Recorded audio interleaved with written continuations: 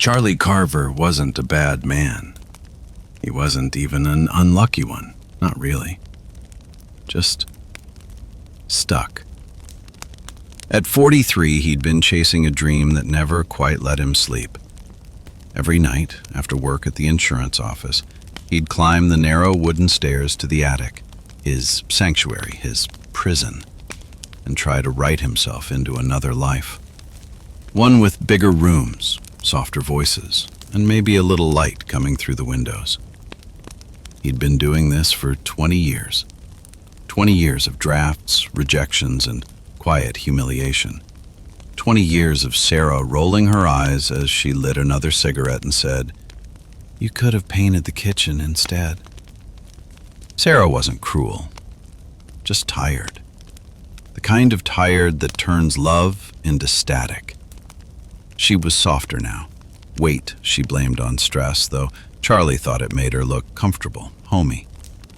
What he hated wasn't her size. It was the smoke.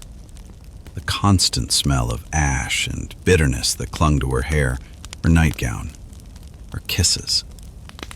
Still, he loved her.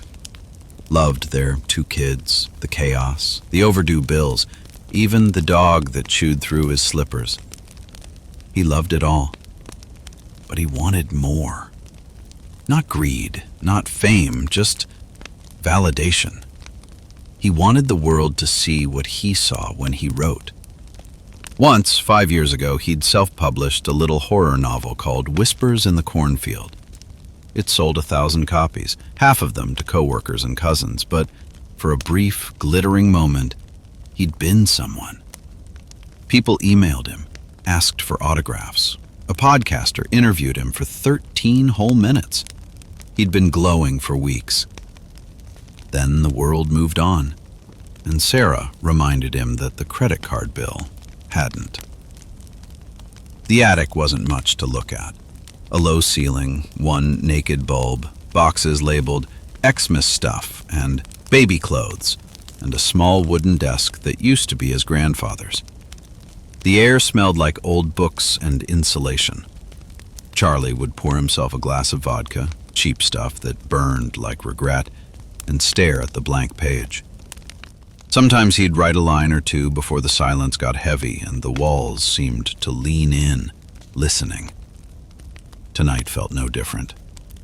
Sarah had gone to bed after another spat about money. The kids were asleep. The house was quiet, except for the old clock ticking down the hall. Charlie sat at his desk, took a drink, and started scribbling. Then, like always, the self-doubt slithered in. Who are you kidding, Charlie? You had your shot. You're no king, no Kuntz. You're nobody. He leaned back in his chair, staring at the cracked ceiling above him. The vodka made the bulb blur into 2, then 1 again. He reached for his pen, and the back leg of the chair snapped. Thunk! Charlie's world tilted. His skull hit the floor with a hollow, bell-like crack. For a moment he saw stars, then nothing but spreading blackness. When he came to, the attic light was flickering. His head throbbed, but he was alive. He sat up, chuckling weakly. "Hell of a tumble, Karver," he muttered. He rubbed his head, set the chair upright, and sat down again. The blank paper in front of him seemed to glow faintly, the edges breathing like lungs. "Let's try this again," he whispered. He put the pen to paper, and the words came. Not like before, not haltingly or forced. This was flow, like someone had turned on a faucet in his skull. The pen moved on its own, loops and scratches forming scenes that sang. He didn't even think about what he was writing, he just watched it happen. A story about a man in an attic who discovers a hidden door behind the insulation. A second attic, darker and older, where everything he ever wanted waited for him. If he was willing to trade what he already had. By the time dawn broke, Charlie's hand was cramped, his glass empty, and 50 pages lay on the desk. The next morning, he called in sick to work, typed the story up, sent it off to every publisher he could find. 3 days later, an email came. Subject: urgent. Call us immediately. Harper and Hale Publishing. He stared at it for a full minute before his heart caught up. Within a week, Charlie Karver was no longer a nobody. The editors said his manuscript was unlike anything in recent memory. They called it visionary, raw, terrifying. A bidding war started. He signed his first contract for $7 million. The book, The Second Attic, hit shelves that fall and went viral. Critics lost their minds. People online wept, quoted passages, tattooed lines on their arms. Within months, Hollywood called. Sarah changed too. She stopped smoking, started smiling again, lost weight. She told him she was proud, called him her brilliant husband in interviews. They bought a 7,500 square foot house near Chatham. Granite counters, heated floors, a swimming pool that shimmered like glass. Charlie quit his job. His parents cried at the first book signing. His kids bragged about him at school. Every dream he'd ever had, every single one, had come true. And still, late at night, he'd find himself wandering the halls of his mansion, thinking about the attic. Not the attic, the one he wrote about, the second attic.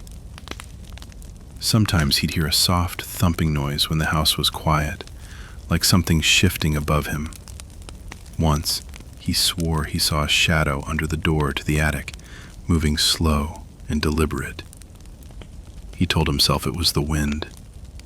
He didn't write about it. A year passed. His third novel won awards. He donated millions to children's hospitals. He was on magazine covers, shaking hands with politicians, smiling for cameras.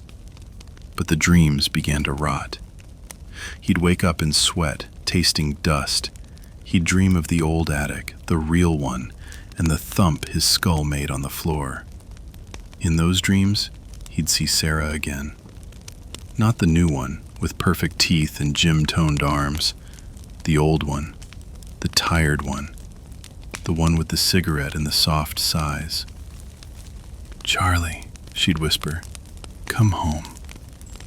And then he'd see the other door behind her, the one in his story, the second attic, and something would move inside it, something with his face.